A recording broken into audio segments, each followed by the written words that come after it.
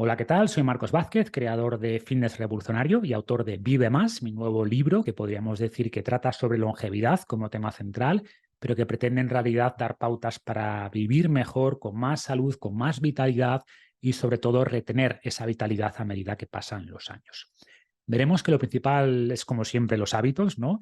Y será también, sin duda, el foco de esta charla, de esta presentación, pero en el libro hablo también de compuestos novedosos, de terapias incipientes y otros avances tecnológicos muy interesantes que creo que van a revolucionar sin duda nuestra vida y nuestra esperanza de vida en un tiempo, ¿no? Pero de momento el grueso de los beneficios vendrán sin duda de mejorar nuestros hábitos. Y empezamos la presentación con este mensaje de Clint Eastwood que nos dice que no dejemos entrar al viejo. Y personalmente me inspiran mucho las personas como él, que con más de 90 años sigue rodando películas y haciendo en el fondo lo que más le gusta, ¿no? Y en su caso concreto, no sé cuánto tienen que ver sus hábitos y cuánto sus genes, pero desde luego mantiene ese propósito vital, ese ikigai que llaman los japoneses, y por eso en uno de los capítulos finales del libro profundizo en la importancia de la mentalidad adecuada para envejecer bien. Y terminaremos precisamente con un mensaje más largo de Clint Eastwood, así que quedaros hasta el final. Pero vamos a empezar con la historia de Titono, que es la que abre el libro, y cuenta cómo Eos, la diosa del amanecer, se enamoró profundamente de Titono, hijo del rey de Troya, pero había un problema en esta historia de amor, que Eos era una diosa y por tanto inmortal y Titono no. Y esto apenaba tanto a Eos que le pidió a Zeus, el padre de todos los dioses, que le concediera también inmortalidad a Titono. Zeus aceptó, pero con el paso de los años, Eos se dio cuenta de su error. Había pedido inmortalidad, pero no juventud. Por tanto, Titono siguió envejeciendo hasta convertirse en un auténtico inválido y fue finalmente abandonado, esperando un final que ya no podía llegar. Y empiezo con esta historia porque creo que mucha gente ve el envejecimiento así, ¿no? Como un declive constante y una condena a pasar la última década de vida o incluso más en una residencia de ancianos, en silla de ruedas y sin valerse por sí mismo. Y este miedo es legítimo, porque mucha gente termina realmente así, pero es algo totalmente evitable en la mayoría de casos. Si hacemos las cosas bien y tenemos un poco de suerte, no solo viviremos más años, sino que nunca llegaremos a cruzar esa curva de incapacidad. En el fondo moriremos jóvenes, pero con muchos años.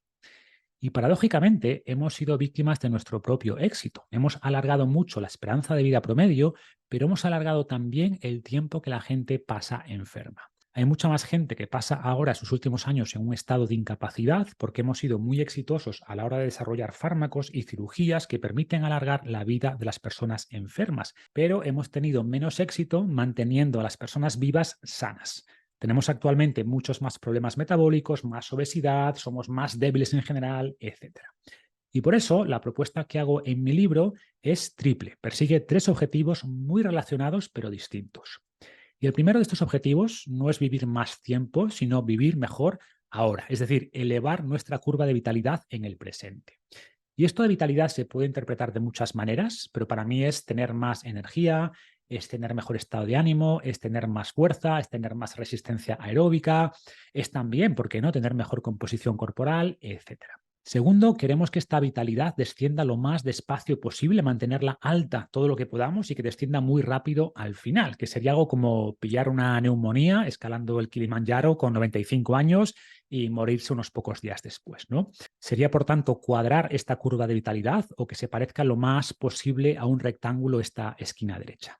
Y por último, como tercer objetivo, queremos obviamente extender esta curva, alargar nuestra vida, pero fijaos que lo pongo en tercer lugar y además va a ser una consecuencia derivada de lo anterior, ¿no? O sea, como regla general, si elevamos nuestra curva de vitalidad a los 40 o los 50, estaremos también extendiendo nuestra vida. Puede haber excepciones, como veremos más adelante, pero como regla general, más vitalidad en el presente implica más vida en el futuro. Entonces, estos son los objetivos y el principal enemigo de estos objetivos, bueno, ¿cuál pensáis que es, no? O dicho de otra manera, si solo conocierais un parámetro de una persona, ¿qué pensáis que correlaciona mejor con su riesgo de mortalidad, con su riesgo de desarrollar enfermedad cardiovascular, cáncer, etcétera? Y seguramente estáis pensando cosas como estas, ¿no? Pues sedentarismo, tabaquismo, ultraprocesados y sin duda estos factores elevan el riesgo de todo lo anterior, pero el principal factor de riesgo con diferencia es la edad. Por ejemplo, mientras que fumar multiplica el riesgo de cáncer por 5, tener 60 años respecto a tener 20 lo multiplica por 50. ¿Esto qué quiere decir? Pues que alguien con 20 años fumador, alcohólico, sedentario y que se alimente a base de Doritos, tiene menos riesgo de cáncer que un atleta con buenos hábitos de 60 años. Y el motivo es que las enfermedades crónicas que nos matan en la actualidad tardan tiempo en desarrollarse. Y además, cuando somos jóvenes, nuestros mecanismos de reparación funcionan mucho mejor, por lo que son más capaces de protegernos de malos hábitos. Y muchos estaréis pensando que quizá esto sea cierto, pero que es poco útil, ¿no? Porque podemos modificar nuestros hábitos, pero no podemos modificar nuestra edad. Nuestra edad es la que es. Y por suerte, esto no es del todo cierto. Evidentemente, no podemos modificar nuestra edad cronológica, es la que marca el carnet de identidad, pero sí podemos modificar nuestra edad biológica. Y se ha visto que es esta edad biológica el verdadero factor de riesgo, mucho más que la edad cronológica. Es decir, si tenemos dos individuos de 40 años cronológicos, pero uno tiene una edad biológica de 30 y otro tiene una edad biológica de 50, el primero no solo tendrá mayor vitalidad, sino un riesgo muy inferior de mortalidad o de sufrir las enfermedades anteriores. Y como digo, lo interesante aquí, y uno de los temas centrales del libro, es que esta edad biológica puede no solo ralentizarse, sino incluso revertirse. Podemos rejuvenecer. Y el libro, como digo, va principalmente sobre esto, ¿no? Con un efecto o con un enfoque muy holístico que toca muchas piezas que no puedo resumir aquí por espacio, pero quería compartir al menos algunas ideas importantes y profundizar en algunos conceptos. Y el primero es que intentemos aprovechar el poder de la hormesis. Los que me seguís hace tiempo sabéis que repito con frecuencia esta idea de que nuestros genes están mejor adaptados a la escasez que a la abundancia, ¿no? Que somos hijos de la adversidad, y mi libro Salud Salvaje explora este tema con mucho más detalle. Y hoy sabemos que la hormesis es una de las formas más antiguas de alargar la vida.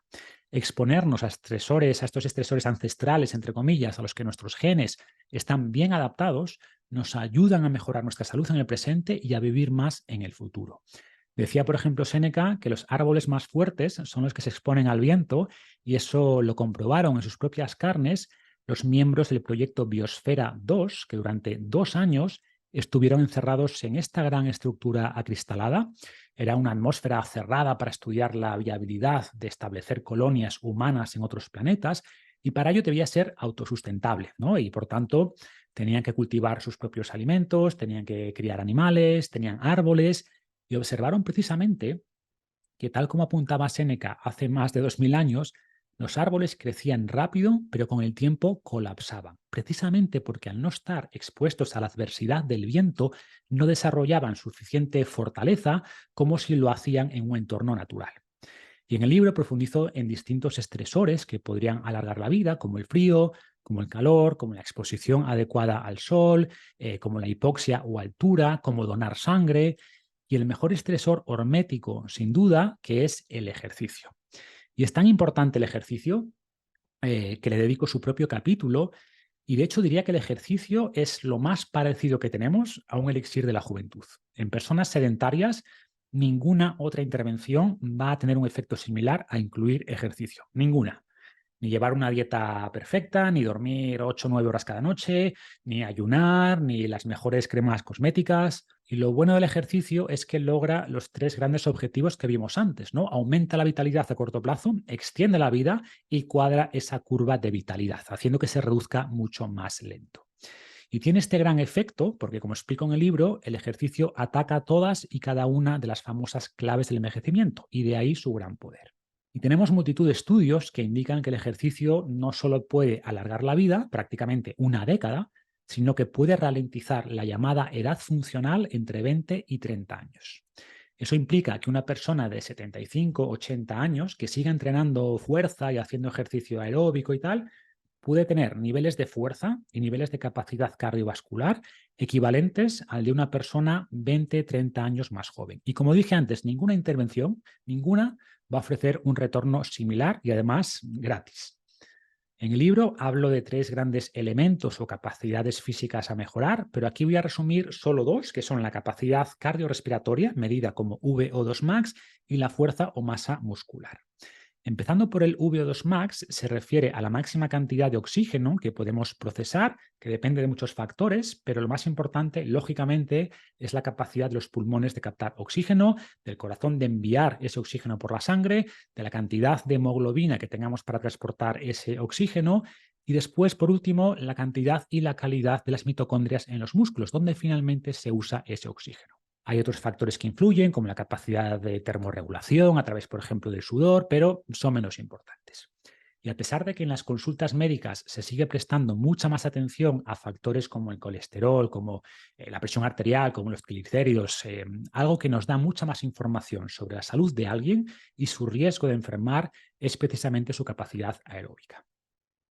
Y aquí vemos en este estudio cómo las personas con bajo VO2 max, que sería el 25% de personas con peor VO2 max, tienen un riesgo mucho más alto de mortalidad en los siguientes años que las personas con un alto VO2 max. Y también vemos que tener un VO2 max alto, o sea, estar en el 25% con mejor VO2 max, aporta una protección casi igual que tener un VO2 max que consideraron en este estudio de élite, que si no recuerdo mal, creo que era el 5% superior, ¿no? Y por poner esto en contexto, que los propios investigadores resaltaban en otro estudio similar, mientras que los fumadores tienen un 40% más de riesgo de muerte que los no fumadores, las personas con bajo VO2 max tienen un 400% más de riesgo respecto a las personas con alto VO2 max. Y este V2 Max no es solo un buen indicador de salud, sino que nos da también una idea de lo que nuestro cuerpo puede hacer, porque para realizar actividades que disfrutamos, como pasear por la montaña, necesitamos un mínimo VO2 Max. Y por tanto, cuanto más VO2 Max tengamos, o cuanto más VO2 Max perdamos, mejor dicho, con la edad, pues más limitaciones vamos a tener, ¿no?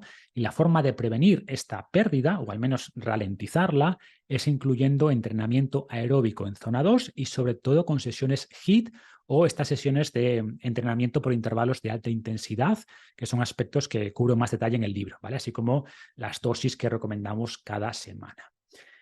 Y el otro gran elemento que debemos intentar mantener con la edad es la fuerza. Bueno, hablo de fuerza y de masa muscular de manera casi intercambiable, porque están muy relacionadas, ¿no? Y además se mejoran de la misma manera. Se habla mucho de los riesgos de la sarcopenia, que es esa pérdida gradual de masa muscular que se produce al envejecer, pero es algo que podemos prevenir en gran medida y la forma de prevenirlo, la forma de lograr esto, es con el entrenamiento de fuerza. Por desgracia, las recomendaciones oficiales no priorizan la masa muscular, no la priorizaban hasta hace poco, porque se veía casi como un tema más estético que de salud, ¿no? Por suerte, en la última década se han venido publicando muchísimos estudios que nos han hecho ver que el músculo no es simplemente un tejido contráctil que nos hace vernos mejor, sino que es en realidad un órgano endocrino en toda regla que segrega multitud de compuestos llamados mioquinas, y estas mioquinas se ha visto que tienen efectos diversos y positivos en casi todos los órganos del cuerpo. Se ha visto que mejora la salud del corazón, por supuesto, pero también la del cerebro, la de los huesos, de los intestinos, el hígado, el tejido adiposo e incluso la salud de la piel. En el libro hay un capítulo específico sobre cómo cuidar la piel y hablo de compuestos y de cremas, pero el ejercicio se ha visto que eleva también la oxigenación de la piel y mejora su hidratación. Y si hablamos de mortalidad, pues multitud de estudios encuentran mayor mortalidad a cualquier edad entre las personas con menos fuerza de agarre, que en el fondo es un predictor o un indicador de fuerza y musculatura general. Y de nuevo, muchas guías ya proponen medir la fuerza de agarre en la consulta médica, primero porque es muy sencillo, mucho más que medir el VO2 max y nos da mucha información sobre la salud de la persona. Y esto no es solo útil en personas mayores, sino que tenemos también estudios en adolescentes que hicieron seguimiento después durante décadas y se vio también que los más débiles, los adolescentes más débiles, sufrían más enfermedad con el paso de las décadas. O este estudio en hombres de mediana edad, en los que se vio también una correlación clara entre cuántas flexiones podían hacer, era un grupo de bomberos, y su riesgo de mortalidad durante los siguientes 10 años. Y vemos además una gráfica muy similar a la del estudio anterior del VO2 Max, ¿no? En el sentido de que a partir de un nivel alto de capacidad, de fuerza en este caso, las diferencias en mortalidad son pequeñas, pero el grupo de cola, el que menos puede hacer, tiene una mortalidad muy superior. Y el entrenamiento de fuerza no solo mejora la masa muscular, sino también la masa ósea, cuya pérdida es un problema para todo el mundo, pero especialmente para mujeres a partir de la menopausia, que tienen mucho más riesgo de osteoporosis. Y sabemos que elevar el pico de masa ósea un 10% cuando la mujer es joven reduce el riesgo de fractura de cadera en un 50% después a edades avanzadas y sobre todo después de la menopausia. Y como acabo de decir, cuanto antes empecemos a elevar nuestra curva de vitalidad mejor, medida como fuerza, como masa ósea, como VO2 max, lo que sea, pero nunca es tarde. Es mejor empezar a los 20 que a los 30, pero es mejor empezar a los 40 que a los 60 y es mejor empezar a los 60 que no empezar nunca, ¿no? Podemos elevar nuestra curva actual de vitalidad a cualquier edad y este sería el mensaje principal. Y en el libro profundizo mucho más en todo esto y hablo de las dosis recomendadas más o menos de cada tipo de entrenamiento, pero vamos a pasar ya a la siguiente gran recomendación, que sería llevar una dieta rica en comida real, priorizando alimentos con lo que yo llamo nutrientes de longevidad. Y esto se puede sintetizar en esta especie de pirámide de la longevidad que propongo, y en el libro he intentado ir un paso más allá proponiendo cantidades concretas diarias o semanales de distintos grupos de alimentos a partir de lo que nos dicen los grandes estudios que tenemos, ¿no? A ver, es verdad que la mayoría de estos estudios son observacionales, que tienen sus limitaciones, pero cuando los resultados se replican en muchos estudios, en distintas poblaciones, con distintas culturas, etcétera, pues creo que nos da información válida que podemos aprovechar entendiendo que hay todavía muchas incógnitas y que además hay diferencias entre personas y no a todo el mundo le sientan bien los mismos alimentos, ¿no? Pero la mayoría debería seguir estas recomendaciones más o menos y empiezo hablando de suficientes calorías y proteína. Se habla mucho en la ciencia de la longevidad de la famosa restricción calórica, que en muchos modelos animales ha demostrado alargar la vida, pero en humanos es un poco más complejo, como veremos. Es importante también comer suficiente proteína, y ahora profundizaremos en esto, suficientes polifenoles de distinto tipo, que encontraremos principalmente en verduras y frutas. Algunos de estos compuestos han demostrado además producir una leve respuesta hormética, como los llamados miméticos del ayuno. Algunos compuestos son importantes para una buena metilación y por tanto una buena regulación epigenética, y ahí estaría, por ejemplo, el folato, la B12, o sea, vitamina B12, vitamina B6, colina. Y por último, tenemos muchos estudios que muestran también beneficios al consumir suficiente fibra, ¿no? Una vez más, priorizando verduras y fruta, pero también son muy beneficiosos los betaglucanos, que están presentes, por ejemplo, en setas, en avena, y también puede ser interesante suplementar con cantidades pequeñas de silio, por ejemplo, ¿no? Y quiero pararme un poco más en la proteína, porque es uno de los temas más controvertidos cuando hablamos de longevidad, y aquí hay como dos campos, ¿no? Por un lado tenemos expertos que proponen limitar la proteína, ya que esta proteína pues, eleva hormonas anabólicas como el IGF-1, que pueden elevar el riesgo de cáncer. Y por otro lado, están los que ven como principal riesgo del envejecimiento la pérdida de masa muscular y la pérdida de fuerza, y por tanto proponen elevar la proteína para minimizar este riesgo que entienden como mayor, ¿no? Y personalmente estoy en un punto intermedio, pero me inclino más hacia el segundo campo, porque las recomendaciones de bajar la proteína vienen principalmente de estudios en animales que viven toda la vida enjaulados y donde no se considera calidad de vida, sino simplemente duración de esa vida.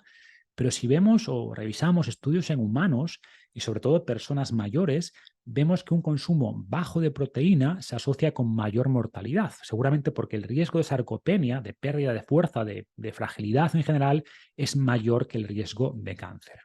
Al final, como siempre, se trata de lograr un equilibrio, ¿no? Y varios metaanálisis indican que efectivamente niveles altos de IGF-1 se asocian con más mortalidad, pero niveles bajos también. Y buscamos pues, ese punto intermedio que nos da el mejor equilibrio, ¿no?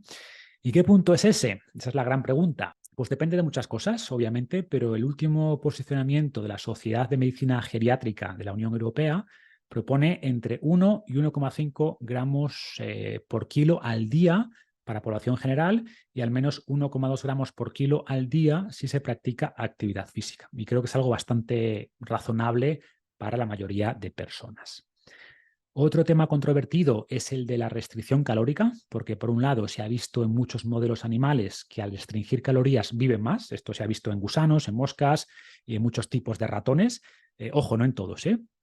O sea, no es una regla tan universal como algunos piensan, pero en general sí vemos que los organismos toman, entre comillas, decisiones en función de la energía disponible. Si tienen mucha energía, priorizan el crecimiento y el desarrollo y la reproducción, y si tienen poca energía, favorecen más la regeneración y el reciclaje, y esto favorece en principio que se extienda la longevidad. ¿Qué ocurre? Que cuanto más complejo sea el animal, menos beneficio parece aportar la restricción calórica. En gusanos microscópicos funciona mejor que en moscas mejor que en ratones, y hace unos años se publicaron 2 estudios casi a la vez que habían estudiado el efecto de la restricción calórica en monos rhesus durante 20 años. El primer estudio en publicarse, al que corresponden estas imágenes, pareció demostrar que la restricción calórica también funcionaba en monos, aunque menos, pero se vio que los monos que habían sido forzados a restringir calorías se veían más jóvenes a la misma edad. Solo hay que comparar el mono de la derecha con el de la izquierda, ¿no? Y además vivieron 2 años más de media. ¿Cuál fue el problema? Pues que poco después se publicó un estudio similar y concluyó que no hubo beneficios en cuanto a longevidad. Por suerte, y esto lo comento más en detalle en el libro, en vez de pelearse, que esto es lo típico, ¿no? Pues de ver, tu estudio es malo o no, el tuyo es peor, pues los investigadores de ambos estudios se juntaron para ver si encontraban las diferencias, y hubo varias, pero la diferencia principal fue que la dieta de los primeros, de los que sí se vio que vivieron más con la restricción calórica, era una dieta muy procesada, y la del segundo grupo, la del segundo experimento, mejor dicho, era una dieta más basada en comida real. Y por tanto, una primera gran conclusión de todo esto es que cuanto peor sea la dieta, y la dieta de los animales de laboratorio suele ser mala, más efecto tiene la restricción calórica. Y al revés, cuanto mejor sea la dieta, menos efecto. En cualquier caso, lo que nos interesa realmente es el efecto en humanos, y aquí tenemos todavía más dudas, ¿no? Por un lado, tenemos experimentos puntuales, como el que ocurrió en Biosfera 2, del que ya hablamos con el viento y los árboles, y ese fue solo uno de los muchos problemas que sus integrantes sufrieron, ¿no?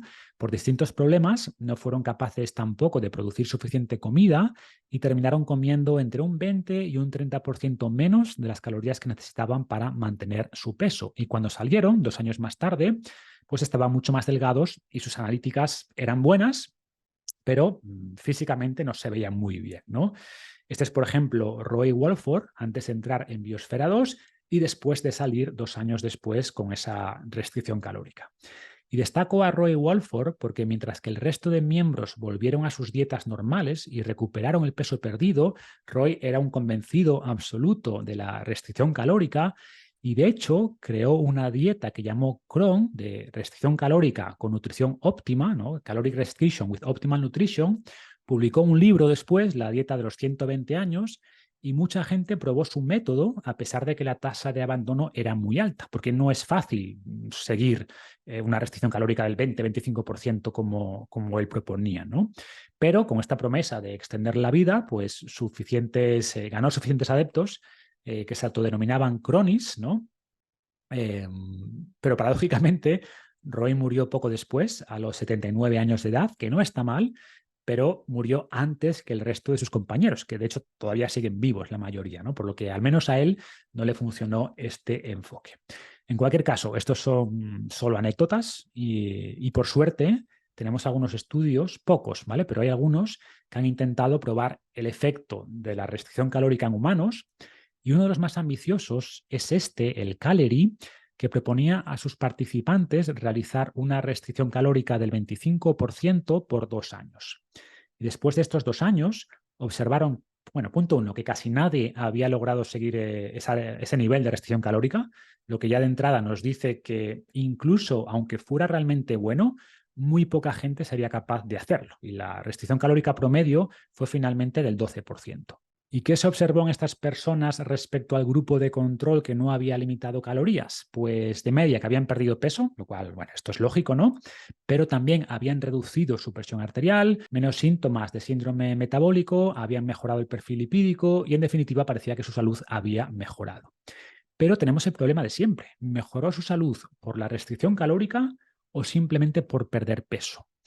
Y personalmente me inclinaría por lo segundo, porque en algunos participantes que estaban en su peso adecuado se observaron problemas, ¿no? Se observó, por ejemplo, pérdida de masa ósea, también hubo algunos casos de anemia y de hecho varias personas tuvieron que abandonar el estudio. Entonces, personalmente saco una conclusión similar a la de los monos, ¿no? En el sentido de que si tu dieta es buena y estás en un peso adecuado, el posible beneficio de la restricción calórica va a ser limitado. Y de hecho, en exceso, si te pasas con la restricción calórica, puedes tener problemas, ¿vale? Sin embargo, si tu dieta no es buena o tienes sobrepeso, que son dos cosas que suelen ir de la mano, la restricción calórica durante un tiempo seguramente mejore tu salud y te haga vivir más. Y en esas personas que ya tienen una buena dieta y un peso adecuado, podría darse esta paradoja, donde la restricción calórica prolongada realmente pudiera extender un poco la vida, no lo sabemos todavía, pero sin duda lo que va a hacer, seguro, es reducir a corto plazo la curva de la vitalidad, ¿no? Por ejemplo, reduciendo la masa muscular, reduciendo energía, va a afectar también la libido, va a causar probablemente problemas de fertilidad, sobre todo en mujeres, más riesgo de infecciones. Todo esto es mucho más probable que el hecho de que se extienda un poco esa curva de vitalidad. Por lo que personalmente no me parece una buena estrategia, pero creo que es una decisión personal. Y muy relacionado con esto, tenemos la herramienta del ayuno intermitente, que en este contexto, ¿no?, de longevidad pretendería ofrecer algunos de los beneficios de la restricción calórica sin la necesidad de hacer restricción calórica, porque hay distintos tipos de ayuno, distintos enfoques, ¿no? El 16-8 es uno de los más conocidos y aquí no se restringen las calorías, sino simplemente la ventana de alimentación. Y parece que al extender la ventana de ayuno nocturno, bien cenando antes o bien desayunando un poquito más tarde, podría aportar beneficios sin los problemas asociados a esta restricción calórica. En cualquier caso, todo apunta a que pasa un poco como con la restricción calórica, ¿no? En el sentido de que cuanto mejor sea la dieta global, menos beneficio va a aportar el ayuno intermitente. Entonces, es una herramienta interesante, pero tampoco le doy demasiada importancia y se menciona sobre todo en el contexto de la autofagia, que es ese sistema de reciclaje celular que ralentiza el envejecimiento y tiene un efecto ahí, sin duda, pero también activamos la autofagia, incluso en mayor medida con el ejercicio. Por lo que, de nuevo, a quien le gusta incluir ayuno intermitente, genial, es una herramienta interesante, pero sin volverse loco ni pensar que va a tener tampoco mucho impacto si llevamos buenos hábitos en general y sobre todo una buena dieta. La cuarta gran recomendación sería optimizar las hormonas, esos mensajeros químicos que juegan también un papel muy importante en nuestra vitalidad y que empezamos a perder con el envejecimiento. Hablo sobre todo de las hormonas sexuales, pero en el libro profundizo en otras como la tiroides, ¿no?, muy ligada al metabolismo, la melatonina, etcétera. Las hormonas del estrés también lo comentó en el libro. Y en el caso concreto de las hormonas sexuales, debemos diferenciar entre hombres y mujeres, porque mientras que en el hombre el descenso de su hormona sexual principal, la testosterona, es gradual, es muy gradual, en la mujer es primero gradual, pero después muy precipitado tras la menopausia. Y explico también en el libro este fenómeno de la menopausia, ¿no?, que es una rareza en el reino animal y que nuestra especie solo comparte con algún tipo específico de orca, de ballena, mientras que en el resto de mamíferos las hembras mantienen la capacidad de procrear hasta prácticamente el final de sus vidas, ¿no? Y la pregunta sería, ¿por qué no en el caso de las mujeres? ¿Por qué tienen esa menopausia cuando son técnicamente jóvenes todavía, ¿no? Y no está del todo claro, pero lo más plausible es la llamada hipótesis de la abuela, que se refiere a que dado que los humanos tardamos muchos más años que el resto de animales en madurar y que requerimos más cuidados de nuestros padres, pues los abuelos en general y las abuelas en particular ofrecían apoyo en el cuidado de los hijos y por tanto tener abuelos aumentaba la posibilidad de traspasar los genes a la siguiente generación, ¿no?, como vemos en esta gráfica.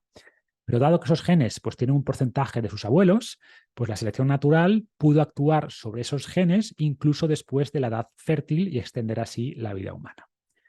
Y siguiendo con las hormonas sexuales, hay muchas cosas que podemos hacer para ralentizar su declive y profundizo pues, bastante en el libro, ¿no? Pero tanto en hombres como en mujeres conviene no llevar dietas muy restrictivas. Por eso, como decía antes, la restricción calórica prolongada puede ser problemática en este sentido. O se ha visto que las dietas muy bajas en grasa pueden reducir la testosterona en hombres. También sabemos que la actividad física es muy importante para una buena regulación hormonal, tanto en hombres como en mujeres, para mitigar los síntomas de la menopausia en mujeres. Por supuesto, minimizar la exposición a tabaco o a disruptores endocrinos. Y después hay nutrientes o suplementos concretos que pueden funcionar y en el libro resumo algunos de los que cuentan con cierta evidencia, tanto en el caso de hormonas sexuales masculinas como femeninas. Y recibo muchas consultas también sobre las terapias de reemplazo hormonal, aunque no me gusta lo de reemplazo, ¿no? Porque generalmente no estamos reemplazando nuestras hormonas, sino optimizando sus niveles. Y ha sido un tema controvertido, pero los grandes metaanálisis recientes parecen indicar que sus beneficios son claros, que de esto había poca duda, porque además es algo que la mayoría de personas notan en poco tiempo y que los riesgos a largo plazo son mínimos, sobre todo terapias modernas que son mucho más seguras que las que se empezaron a hacer hace ya varias décadas, ¿no? Y de nuevo, profundizo mucho más en el libro, pero la idea es que no debemos tener miedo a estas terapias cuando están indicadas y pueden ayudar a muchas personas a ralentizar el envejecimiento y mantener alta la curva de vitalidad durante más tiempo. Quinto punto, suplementar con cabeza. Como digo siempre, si tus hábitos no son buenos, no hay ningún suplemento que pueda compensar, pero si haces la mayoría de cosas bien, sí creo que hay suplementos que pueden ayudar. Dicho esto, empiezo esta sección, este capítulo del libro, con la historia de Qin Shi Huang, que es uno de los gobernantes más influyentes de China, que logró una gran unificación 200 y pico años antes de Cristo, bajo cuyo mandato se empezó a construir la Gran Muralla China, pero este gobernante quería más y eso le llevó a dejarse guiar por alquimistas de la época que afirmaban tener el elixir de la juventud y por supuesto él lo tomó, pero parece que dentro de esos compuestos con los que experimentaban los alquimistas había mercurio, había plomo y todo apunta a que este elixir de la juventud fue el que causó su muerte, ¿no? Y por suerte hoy hay bastante más control, pero sigue habiendo muchos alquimistas que promocionan compuestos con supuestas propiedades equivalentes a las del elixir de la juventud, que seguramente no nos maten, ¿vale? Por suerte, pero que probablemente tampoco nos ayuden a vivir más y además con un coste alto y por eso debemos ser cautos. Y como digo, en el libro hago un repaso de los más conocidos, a los que tienen al menos cierta evidencia, y la mayoría son compuestos naturales que podemos encontrar en los alimentos, pero que podemos potenciar sus efectos si los ingerimos de manera más concentrada, ¿no? Y no voy a pararme ahora en eso, no me daría tiempo a cubrirlos todos, pero quería mencionar brevemente el caso de la rapamicina, uno de los pocos compuestos en este ámbito que podría ser considerado un fármaco y que está generando mucho interés porque ha demostrado alargar la vida en varios modelos animales, incluso si se empieza a tomar a una edad avanzada, ¿vale? Bueno, o avanzada en este caso para un ratón.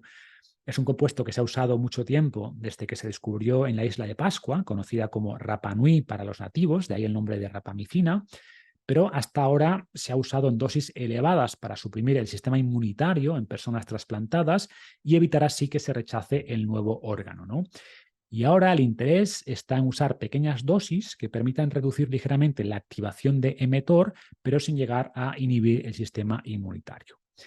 Aunque personalmente recomiendo esperar a que tengamos más estudios y por tanto propongo priorizar otros suplementos menos novedosos, más naturales, pero que tienen una trayectoria más larga y, repito, en el libro comento varios de estos.